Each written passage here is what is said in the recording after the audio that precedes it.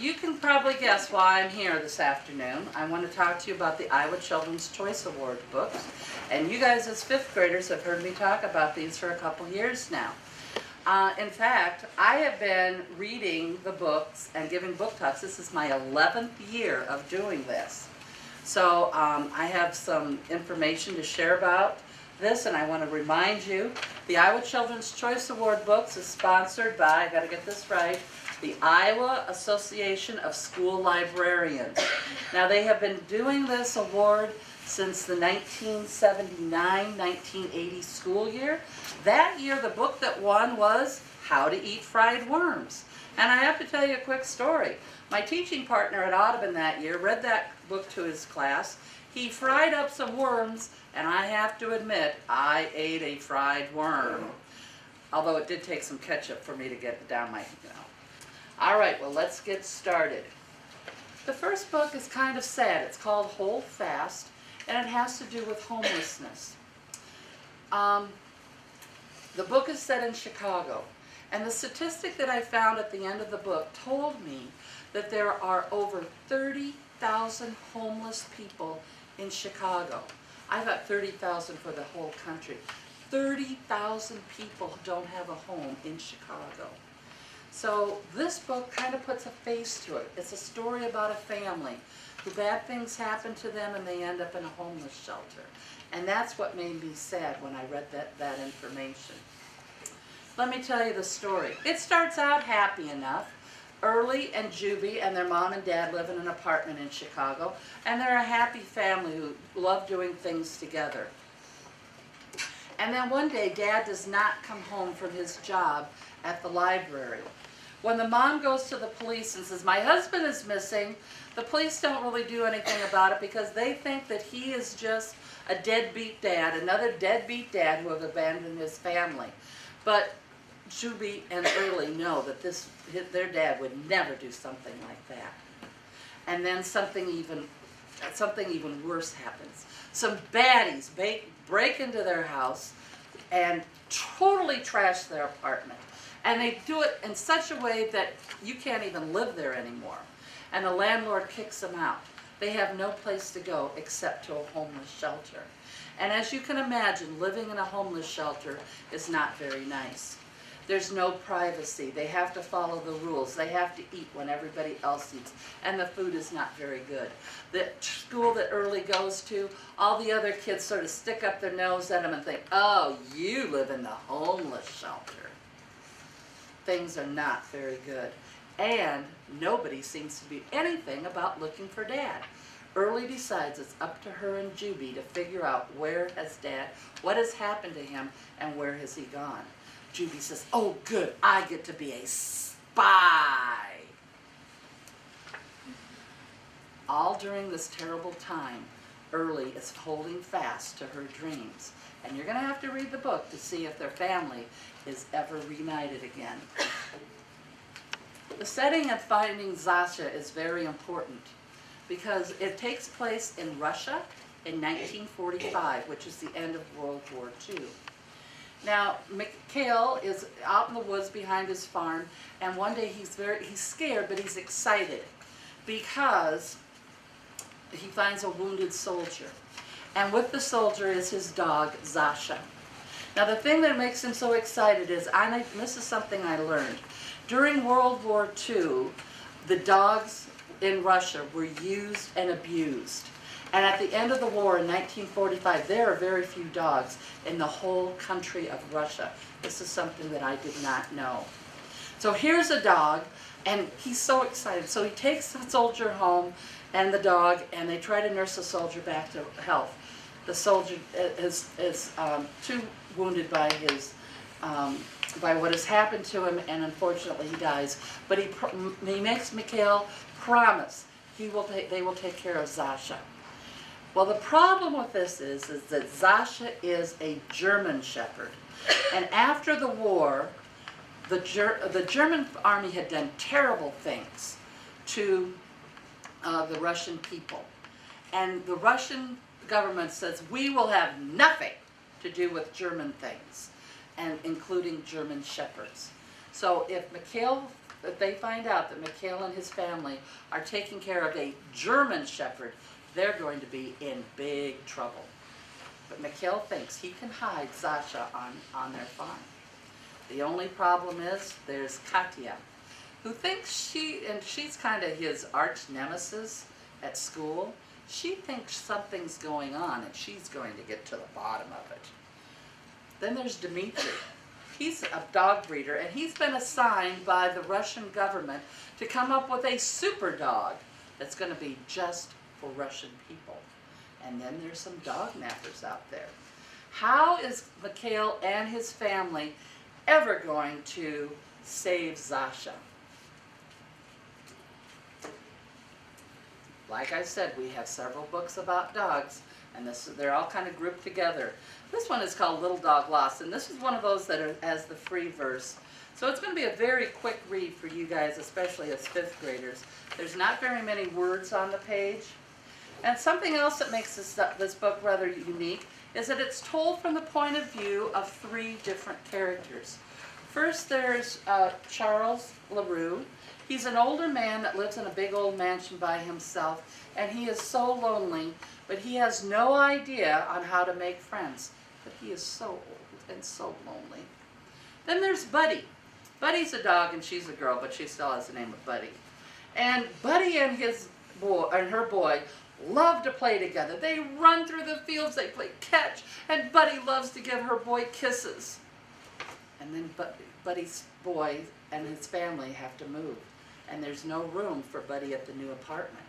So they take Buddy and give her to an old lady who has no idea how to take care of a dog, doesn't know about playing, and there's no way that Buddy would give kisses to this old lady. And then we have Mark. Mark really wants a dog, really wants a dog. But Mom has always said, no, you can't have a dog. All of Mark's friends have dogs. He even has a friend who has a cat who thinks it's a dog, and it's named Fido. So Mark and his friends think, we need a place where we can play with our dog. We need a dog park. Would you nod your head if you know what a dog park is? Okay. And Mark's mom is the mayor. It shouldn't be any trouble to get a dog park for their family, for their town. How these 3 characters, Charles, Buddy, and Mark, come together at the end is really a heartwarming story in Little Dog Lost. Another dog story is The Fast and the Furious, and in it you're going to meet Kevin. He also lives in Chicago. Kevin is what we would call a couch potato. He's very content just to sit around and watch TV and play video games, and his dog is just as content to sit there with him. Kevin thinks all the exercise you need is to get up to the refrigerator and get a snack. Well, one day, Cromwell, his dog, they're watching TV, and this show comes on about a dog agility test and a competition where the dogs are running through an obstacle course and who can do it the best and the fastest. Cromwell starts watching the show, and he becomes a changed dog. All of a sudden, instead of wanting to go for a walk, he wants to go for a run. He wants to jump through the tire swing, even though he can't. This is fantastic. Now, Kevin's dad used to play for the Chicago Bears, and he's kind of a local celebrity, and he thinks that Kevin needs to get off of the couch, and he pulls him in a football camp. Kevin doesn't want to have anything to do with playing football. But then he sees that there's a dog shelter that he can go to, and they train dogs for these agility tests, for the competition. Dad says, I'm not paying for a dog to get fit, I'm paying for you to get fit. Well, Kevin has to figure out how to get Cromwell there because he's already enrolled him in the next dog competition, and the Fast and the Furious. That's what we got here. Another dog story. And here you're going to meet Sean and Russell. Now these guys are best friends. They're so close they could be brothers. They want a dog. Not just any dog. They want a mean dog. Not mean to them, but to all those bullies who are making their life miserable at school. One day they see an ad in the paper for Rottweiler puppies that are going to be for sale as soon as they're old enough to leave their mom. And they figured this is the type of dog they need that are going to save them from the bullies. The only problem is they need to get enough money to buy this puppy. How are they going to do it? Well, one day they're at a garage sale and they see a pooper scooper. And they come up with an idea. And they come up with a business that they call the PS Brothers. And as you can imagine, PS stands for Pooper Scoopers. And so what they decide to do is to go to the ritzy area of town and find people who have dogs. And then they go, knock on the door, and they said, we'll clean up your yard of all the doggy doo-doo for a price. And if you can believe it, people pay them money to do that. Pretty soon they have almost enough money to buy that puppy. And that's when they discover the owner of the puppies is doing something nasty to the point where it's illegal. Now what should they do? Should they tell on the guy? But that might mean they might not get their puppies. What should the PS Brothers do? What should they do? Oh, poor Anna. She is having a terrible beginning of 4th grade. Anna's an Asian American girl, and her mother wants her to go to Chinese school because mom wants her to learn more about her culture, about her heritage. She doesn't want to go to Chinese school. The other kids have been there forever and they know so much more than she does, and she feels really kind of left out. And then there's the problem with her best friend Laura. They have been friends forever. And now this year, Laura wants to hang out with Allison and Lucy. And Allison and Lucy are mean girls. Nod your head if you know what I'm talking about. Mean girls. Anna decides the only thing she can do is lose herself in her books. And so she starts reading all these books. And what's cool about it is they actually have drawings of the book covers of the books that she's reading. Well, one day something happens in Laura's family. And she finds out that Allison and Lucy aren't the friends that she thought they would be. And she finds that she really needs to go back and being friends with Anna. But will Anna take her? Has she learned anything from reading her books in the year of the books? Raise your hand if you have a pet. Raise your hand if you've ever wanted a pet. Raise your hand if you've ever wanted a pet snake. Well, that's what Omar wants in yes. Oh, does he want a snake? He has done all the research. He's just read everything he could about having a snake as a pet. He's even found a place where he can get a snake habitat and bring it home, but all that Mom has said is no, no, no. But Dad says, well, maybe. As it turns out, Omar is able to get his snake but the rule is the snake has to stay in his room where Mom doesn't have to see it or have anything to do with it. Okay, we can live with that. Until the snake escapes. And it's lost in the house someplace. Oh man, if Mom finds out, she's gonna go ballistic. And then the snake is gonna be out the door. What's gonna happen to Omar and his snake in yes. Just like Anna had a hard time starting 4th grade, Elise is having a hard time starting in middle school. Now Elise's mom and dad have died and she's living with her aunt and uncle. Her best friend Franklin, they have been friends forever, have done cool things together. They've had adventures, they play games. But now that she's in middle school, all the things that they used to do just seem kind of babyish. They seem kind of stupid. And she really doesn't want to hang out with Franklin anymore. That hurts his feelings. Then there's her locker mate at middle school, who is another one of those mean girls. Every day she throws her heavy books down on Elise's lunch, so every day Elise has to eat a smashed sandwich for lunch. And then Elisa's cousin moves into the house with her baby. Things are just not going well for Elise at all. And then, one day, a key magically appears with her name on it. Could this key have anything to do with those locked rooms above her uncle's workshop out in the barn? Well, yes they do. And in fact, 8 keys show up magically out of nowhere. And they each open a room. And in the contents in each room help Elise deal with her life, learn more about her family, and help her to grow up a little bit more. Again, the setting of Inside Out and Back Again is very important because it takes place in 1975 in Vietnam. Now, if you know about the history of Vietnam, they had been at war for many years at this time. And the family is living in Saigon. And in 1975, there was something called the Tet Offensive. And the people of Saigon had to leave as fast as they could, take very little with them, and they became what was known as the boat people. What was upsetting to me about this book is that what happened to the main character, Ha, in this book also happened to the author.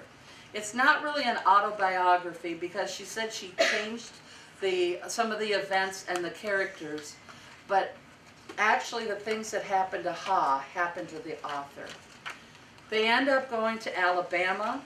The people in Alabama had never seen Asian people before except on TV and viewed them as the enemy after the years of fighting during the Vietnam War. So they are not accepted. They have a terrible time trying to fit in until there's a family who adopts them to try to show them the way of living in America. But it tells you a little bit about what was happening at that time. And again, it's one of these books that we call free verse. It's a poem, again, that does not rhyme, but again, as 5th graders, it's not going to take you very long to read Inside Out and Back Again. Are you ready for some football? Yeah! Yeah! All right, then this book is for you. And I have to tell you, all the years that I've been reading books, this is one of the best sports story books that I have read. It is about Will, and Will loves football. And he's good at it. You get the ball to him, and he's going to find the end zone. He loves football. He lives for football. But unfortunately, his town is dying. The main industry has closed its door, and people are leaving in droves. Football is the last thing on their mind. Why should it be? The field is in terrible shape. It has great big holes on it. It's even kind of dangerous to try to do any plays, any running plays. The equipment is old. The uniforms are in tatters. There's no coaches. There's not even kids interested in playing, except for Will. He has determination. He has a goal, and he works for it. Miracles start to happen. He finds a company that's going to be their sponsors. They're going to take care of the field. They're going to take care of getting the equipment and uniforms. All of a sudden they have a coach. 2 coaches. I'm going to let you be surprised at who they find for coaches. But they still have a problem. They don't have enough kids that want to play. Not enough guys are interested in football. The only person that they can find that's interested is Hannah. Hannah said that she's ready to play football. And they're going, are you kidding me? A girl playing tackle football? But when Hannah shows what she can do on the field, they start to think, maybe this will work. And Will thinks, maybe we have a chance. But we're still going to be known as the underdogs. In Athlete versus Mathlete, you're going to meet 2 brothers, twin brothers, but they couldn't be more different. But every other chapter tells the story from the point of view of one of the brothers. You're going to meet Owen. He loves basketball. He loves all sports, but basketball is his game. He's good at it. He's been the captain of their team for years. Then there's his brother Russell. He's the brainiac. He's the head of their math Olympics team. He's good at it. Each brother has what they're good at. Things are good in their family. Well, they start the new school year and they find out they have a new coach. Coach is going to make everybody try out for the team. Not just because you were on it before where you're going to get on. You got to try out. And then he sees Russell walking down the hall. And he says, "Hey, tall kid, come out for practice. Come out to try out for the game." And Owen thinks, "Are you kidding me? He doesn't even own any clothes that he could come to practice basketball with." But you know what? Dad takes care of it. And Russell shows up for the team, and he's good. He's actually good. Russell is going to play basketball. And you know what? He's almost better than his brother Owen. Oh, no. Well, Owen starts doing some things that you really shouldn't do to your teammate, especially if your teammate's your twin brother. And because Russell is so busy with basketball practice, he doesn't have time for his math Olympics team. And there's a new kid named Arthur Richardson III, who thinks that he should be the team captain for the math Olympics. And he has his own ideas of what should be done. Russell and Owen's world have turned upside down, and the sibling rivalry almost destroys their family. See what happens in athlete versus mathlete. Waiting for the Magic has Dad walking out at the very beginning of the book. He decides he needs to find himself. He decides that he needs to have time for his writing. And he walks out the door and leaves his family. Mom says, "Okay, get your coats on. We're going to the animal shelter." Now, Dad had never wanted them to have pets before. But now that Dad's gone, Mom thinks, we're going to go get us a dog. So they go to the animal shelter. But you know what? They don't get a dog. A cat. They get 4 dogs and a cat. And they come home and they try to be a family with their new pets. And all this time, they're waiting for the magic. I'm not going to tell you what the magic is, but when you find out, you are going to be amazed. See what happens if they ever get their family back together again. In the summer of the Gypsy Moths, you're going to meet Stella. Stella likes everything orderly, likes consistency, and she doesn't have it with her mom. Her mom is described as what you might say is flighty. So Stella is sent to live with her great aunt Louise. And Louise thinks, if I'm going to raise one daughter, I'm going to have another. So she brings on a foster child by the name of Angel. Angel is anything but an angel. In fact, her nickname could have been Devil. The girls do not get along at all together. And they try to stay as far apart from each other as possible. Now, Aunt Louise, her job is to take care of some vacation cabins right next door. And so that's what they do. She tries to teach the girls how to get along and clean the cabins and everything. And then the most terrible thing you can imagine happens. And the girls find out they have to work together to survive, or they won't make it through the summer of the Gypsy Moths. All right, who likes reading ghost stories? Okay, let me tell you about the ghost of Greylock Hall.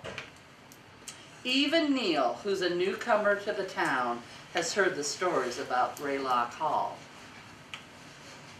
Now, this Greylock Hall used to be a hospital for people who had mental illnesses.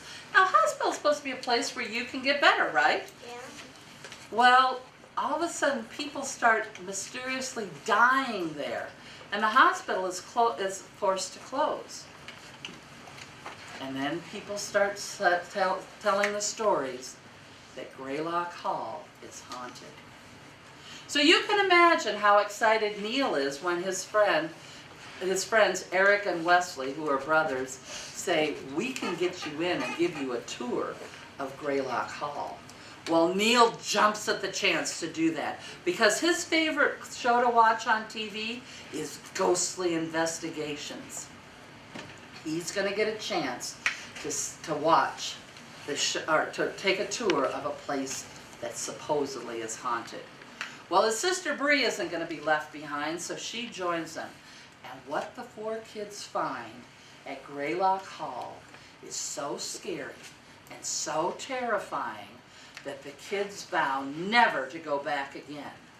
However, something or someone has followed them home. And what happens next, the events that are happening to them, leads to some clues that may solve a murder that happened at Greylock Hall years ago. But the kids are terrified by what is happening.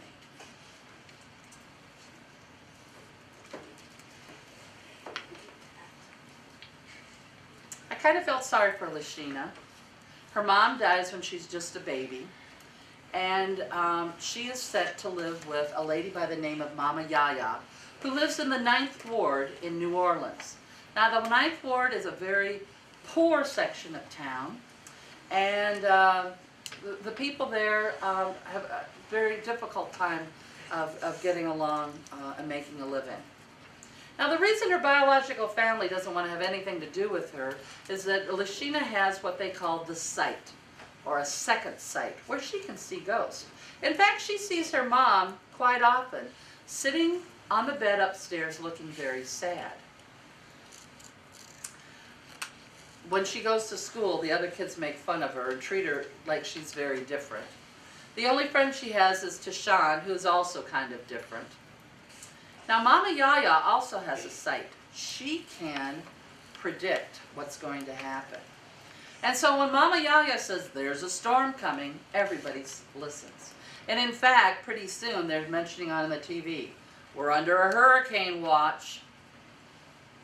Well, Mama Yaya says it's going to be a bad one. And sure enough, this is when Hurricane Katrina comes to New Orleans. The 9th Ward, the poorest section of town, is hit the hardest. How can an old lady, 2 kids, and their dog survive Hurricane Katrina in the 9th Ward? George's dad has lost his job in Liar and Spy, and he,